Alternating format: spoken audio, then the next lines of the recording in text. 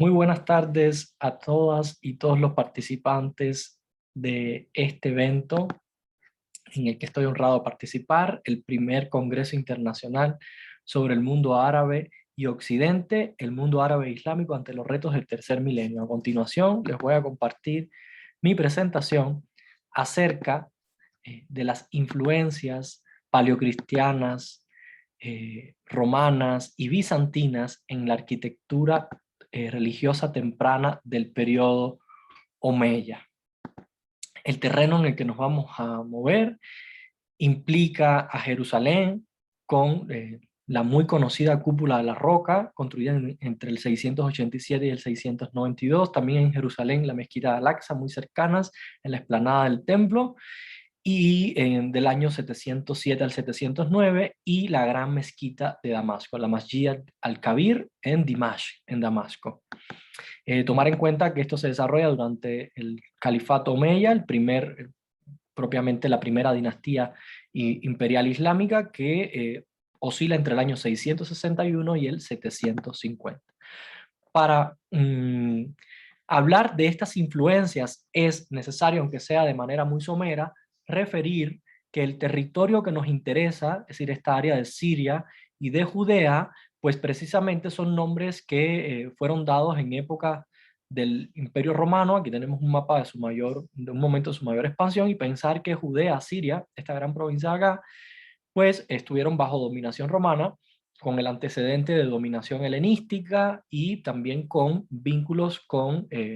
la cultura griega. De modo que en estos territorios había un amplio desarrollo de arquitectura griega, helenística, obviamente enriquecido con saberes locales que en el caso de Siria, en el caso de Judea, pues eran saberes muy valiosos que también le aportaron mucho a esta arquitectura. Estos territorios, una vez colapsado el Imperio Romano en su parte occidental, van a caer bajo dominio del Imperio Bizantino, en tanto supervivencia del Imperio Romano en Oriente, un imperio bizantino ya que tiene la marca del cristianismo. Por tanto, muchas de las basílicas romanas que abundaban en la región van a ser convertidas en iglesias, que es la tipología por excelencia para los espacios litúrgicos del cristianismo temprano. Y pensar que una vez que aparece el Islam en el año 610 y dada su expansión durante todo el siglo VII en la península arábiga y hacia las regiones que circundan a la península, pues este territorio, esta zona del Levante, va a caer bajo dominación musulmana. Y es en este contexto que nosotros vamos a rastrear cómo se asimilaron estas influencias de tradición romana, helenística y paleocristiana hacia la arquitectura temprana del periodo Omeya. Es importante también indicar de que pues con esta ponencia yo estoy trascendiendo cualquier esquema de interpretación orientalista, no le quiero restar ninguna originalidad a esta arquitectura temprana, muy por el contrario, este afán de asimilación, pero también de integración original, lo estoy leyendo como parte de ese mensaje coránico que quiere ser parte de este monoteísmo que desde una perspectiva islámica fue revelado a Abraham y del que los musulmanes se consideran herederos. Vamos a tener una primera parada en el legado arquitectónico de Petri Palmira, que nos permiten comprobar cómo desde el siglo I antes de Cristo y durante primera o segunda centuria de la era cristiana, esta región del Levante, esta región donde hoy día, por ejemplo, está Jordania y donde se desarrolló el reino nabateo de Petra, bueno, pues estos templos famosísimos excavados en la roca, si bien se tratan de hipogeos que siguen una tradición egipcia y otras tantas influencias, bueno, la fachada tiene una clara influencia de los templos grecorromanos, ¿no? Con frontones, con columnas de capiteles corintios y con alegorías propias de la mitología greco-romana. De otro lado, en la región también tenemos, propiamente en Siria, la famosa ciudad de Palmira, con todo un urbanismo de tradición romana espectacular, y aquí tenemos el famoso arco de Palmira que fuera destruido en el año 2015 por el Estado Islámico, tristemente. Bueno, pero pensar que Palmira ya había dejado en la región todo un uso, un manejo sorprendente de la arquitectura romana. Dicho lo cual, vamos a pensar también que el modelo de la basílica estaba ampliamente difundido en la región, y con ello llegamos a nuestro primer objeto de estudio, que es la cúpula de la roca. La cúpula de la roca, edificada durante el reinado de Abd al-Malik, una edificación de las más antiguas del Islam, o la más antigua propiamente del Islam, que nos vamos a centrar en su interior, porque el exterior, ya sabemos, fue muy transformado en época de Suleimán el Magnífico, tiene azulejos de Fayenza de Iznik de época otomana, y los rasgos propios de esta influencia que venimos rastreando están en su interior, ¿no? Se trata de una construcción de tipo que tiene un deambulatorio circular, y esto es propio del arte paleocristiano temprano. Ejemplos: el mausoleo de Constanza en Roma del siglo IV, la propia iglesia todavía más cerca del Santo Sepulcro, edificada bajo la anuencia de Constantino el Grande. Y bueno, otro ejemplo que está bastante destruido, pero que deja saber que en el crucero tenía pues un desarrollo octogonal que va a influir en nuestra construcción. Una influencia todavía más directa viene de la arquitectura bizantina, en particular la iglesia de San Vital de Rávena, construida entre el 526 y el 547 durante el reinado de Justiniano I el Grande, ese gran emperador bizantino. Y bueno, en este dominio bizantino en el norte de Italia se va a edificar esta iglesia, que tiene una planta octogonal, así como la cúpula de la roca, y que además tiene una decoración en mosaicos, como podemos ver acá, cuya influencia se constata en la cúpula de la roca. La cúpula de la roca tiene mármoles,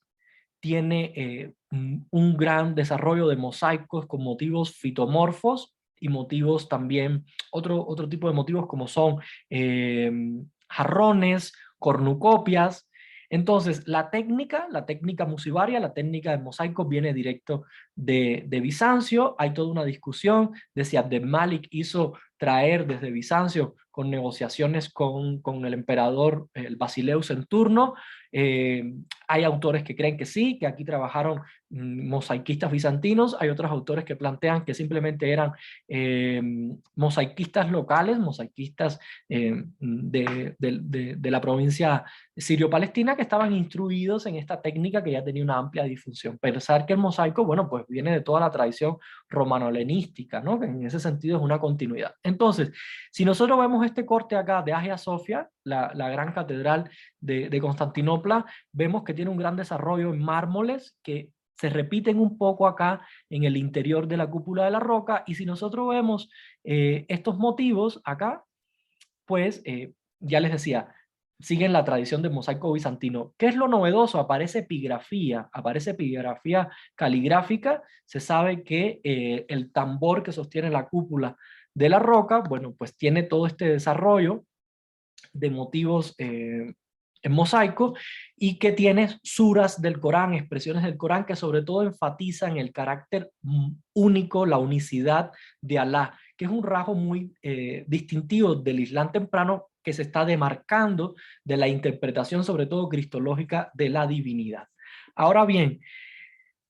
aquí hay que apuntar una gran singularidad. Si bien los mosaicos, como vemos acá, siguen ese patrón de los mosaicos bizantinos, por ejemplo, que tenemos en San Vital de Rávena, aquí tenemos a Justiniano, aquí tenemos a la emperadora Teodora, son esos mosaicos espectaculares que pertenecen al reinado de este Basileus. Bueno, pues si la técnica es muy parecida, lo que se evita a toda costa es la figura humana y la figura animal. Este es un precepto del Islam que no está cifrado en el Corán, no está establecido en el Corán, pero sobre todo es una idea de sentido común, de tradición judaica, de no emular la capacidad de creación de la divinidad de Dios, Alá, que solo es dado pues a él, ¿no? Entonces, de alguna manera, representar figura humana o figura animal en un espacio religioso es una afrenta directa o esa emulación de la capacidad de creación que solo le concierne a Dios. No, no, bueno, y entonces apuntar que aparece un rasgo original, ¿no? La epigrafía caligráfica como un rasgo distintivo de todo el arte islámico que desde aquí aparece.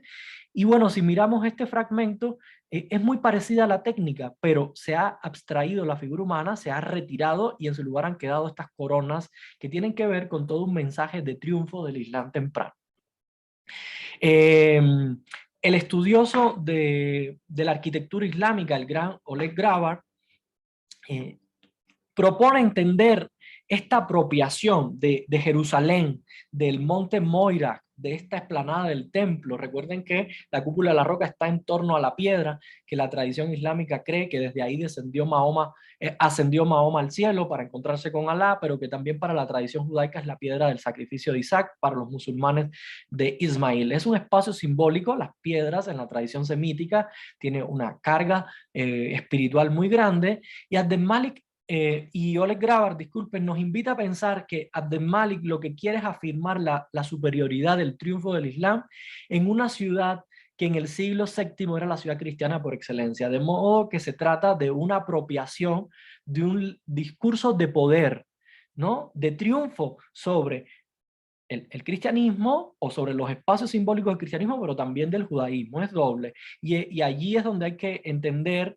por qué las inscripciones, las coronas, las joyas bizantinas y persas, porque también hay elementos persas que colgaban alrededor de la roca sagrada, y más directamente por la apropiación del antiguo solar del monte Moriah. De este modo se anuló la profecía cristiana y se rehabilitó el monte judío, pero la roca había dejado de ser un santuario judío, era un santuario dedicado a la fe victoriosa.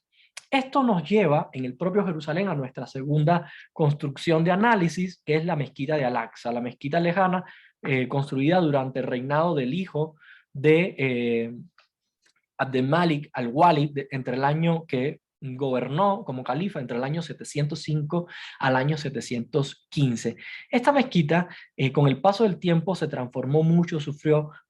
sucesivos terremotos, de modo que esta influencia que queremos rastrear es difícil porque está muy transformada. Pero se sabe que la mezquita se erigió sobre un antiguo templo. Probablemente hay quien apunta que vestigios del templo de Salomón, hay otros que apuntan que sobre la estoa, este espacio porticado del templo que es cercano al templo de Herodes, sea como fuere, lo que sí queda claro que en la construcción de la mezquita de Al-Aqsa se reutilizaron columnas de templos romanos o grecorromanos previos,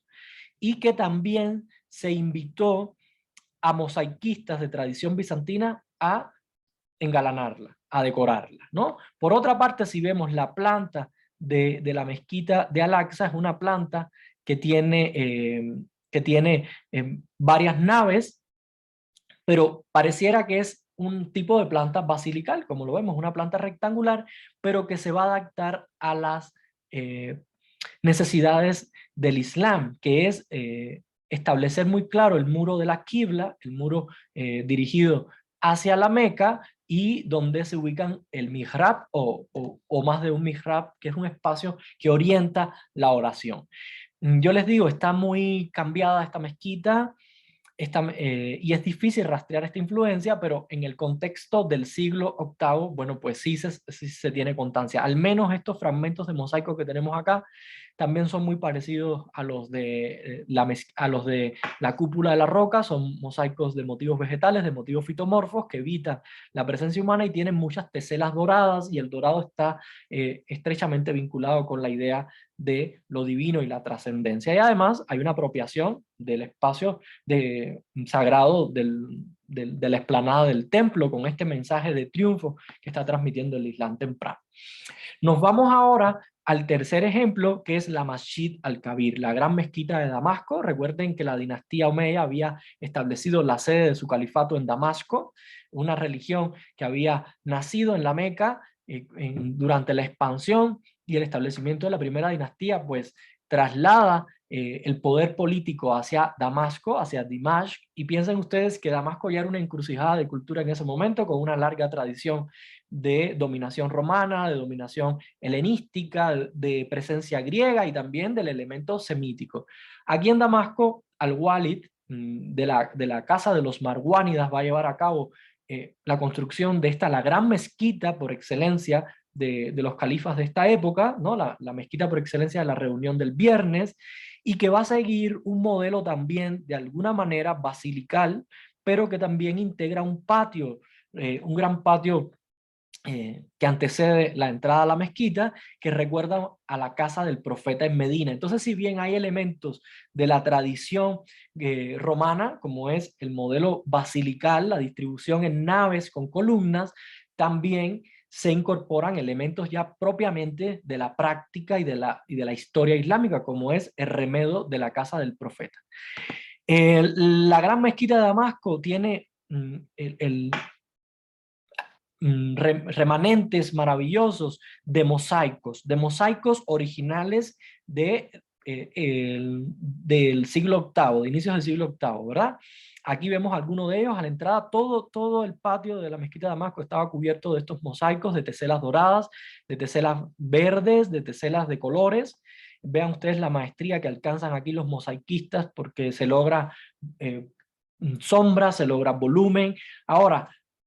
como mismo pasa con el programa de los mosaicos de la cúpula de la roca, no hay referencias a la figura humana, no hay referencias a animales, hay árboles y hay ciudades. El programa iconográfico de la mezquita de Damasco ha dado mucho de qué hablar, muchas teorías de qué se está representando aquí. Hay una teoría que cree que las ciudades representadas acá son las ciudades de los imperios de esta época, en los que el Islam temprano como imperio se quiere sumar, quiere decir, yo soy parte de esta voluntad imperial de la época, que los persas, que el imperio bizantino, aunque ya los persas ya han sido dominados por los árabes, ¿no? Pero queda el remanente como un gran imperio, pero sí el imperio bizantino, etc. El caso sea que, y hay otra teoría que se cree que se está haciendo alusión a las ciudades del paraíso. Yo creo que quizás haya un poco de todo. Lo interesante es que si comparamos, por ejemplo, estos dos fragmentos de los mosaicos de la mezquita de Damasco con el mosaico de la emperatriz Teodora y su corte, casi que esta zona del ábside aquí aparece remedada, pero con abstracción de la figura humana, ¿no? Entonces es muy buena comparación para ver qué se toma, pero qué se transforma. Entonces, recordar que en el Corán, por ejemplo, en la sura de Ibrahim, que es la sura 14, todo el tiempo se habla de que la palabra de Dios, se hace alusión, es como un gran árbol con profundas raíces y que todo el tiempo da frutos, de modo que esta interpretación también es posible, esta idea de que lo que se está remedando son las maravillas del paraíso. Bueno, con ello yo voy cerrando. Muchas gracias por la atención, pero la conclusión general sería de que todos estos elementos que absorbe la arquitectura omeya temprana en sus expresiones religiosas, porque en el caso de los palacios del desierto, Machata, Qusair Amra, no se cumple este precepto de evitar la figura humana. Ustedes saben que en los palacios de Jordania aparecieron en los baños de estos palacios figura humana, incluso desnuda. De modo que se está evitando en los espacios litúrgicos, en los espacios espirituales, evitar por todos los medios emular la capacidad de creación que solo le corresponde a Alá, pero al mismo tiempo hay una continuidad, como lo ve Henry Sterling, hay una continuidad de formas, como pueden ser los mausoleos, los baptisterios, ahora continuados en esta forma octogonal que tiene la cúpula de la roca. Hay continuidad en la práctica del mosaico de tradición bizantina, que a su vez heredado por Roma, y hay otra serie de continuidades que por cuestiones de tiempo no podríamos precisar, pero el modelo basilical también es asimilado, pero siempre asimilado a las necesidades de una fe que va ganando cada vez más en originalidad y en necesidades específicas. Entonces, les agradezco por la atención y les invito a lanzar preguntas, comentarios al respecto. Muchísimas gracias.